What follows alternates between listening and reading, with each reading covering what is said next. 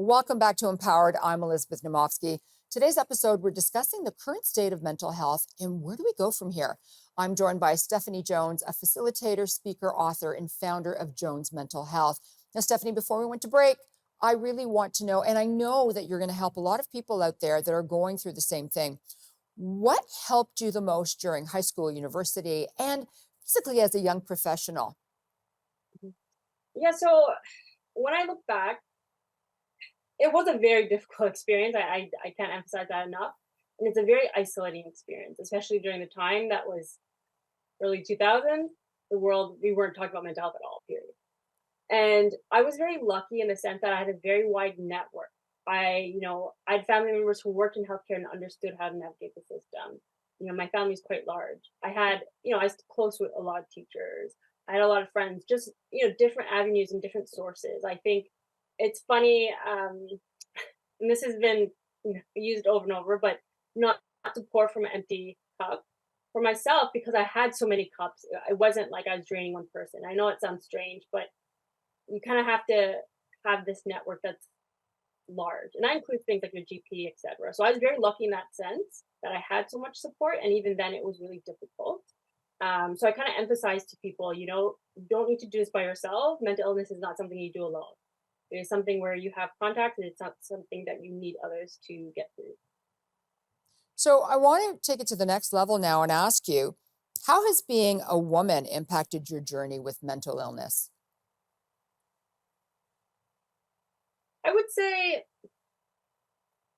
I know we talked about mothers and juggling. I'm not a mother, but I do think as women, there's a lot of pressure to excel in all realms, not just work. You have to look a certain way, you have to act a certain way. You can't be too much or too little or too aggressive, or you need to be work twice as hard for certain jobs. If you're racialized, you need to work three times harder. There's just so much more that comes along with being a woman, and so much pressure and so many things in life.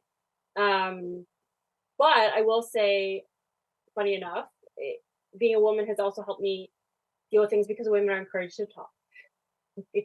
We are, encouraged to have our community. We're encouraged to, have friends and have those connections. And I think for as a woman, it was a bit easier for me because I could do that. When I think of men's mental health and what men have to go through, I I feel very deeply for them, especially racialized groups, because the stigma is even heavier for men in those groups. But you know, we have a lot as women, but there are strengths that have really helped me cope in the last few years and couple decades, really. Stephanie, how has being a Black woman impacted your journey with mental illness? It's a big question, I know, and I'm sorry. I could probably talk all night about that. But what I want to say is that I've seen various professionals, because of just the lack of structure in the mental health care system, just moving around, finding the right supports, short-term programs, it's very chaotic. And, I did have non-BIPOC therapists and support. And, they were very helpful, and some of them carried me through, very crucial times in my life. But I did find the ones who came from, racialized backgrounds, there was a different type of connection. There was that kind of layered understanding of culture and pressure and what we go through. So it's, as a Black woman, I'm not just looking at basic mental health. I'm looking at, how society treats Black women. I'm looking at expectations as a second generation Black woman, with West Indian parents.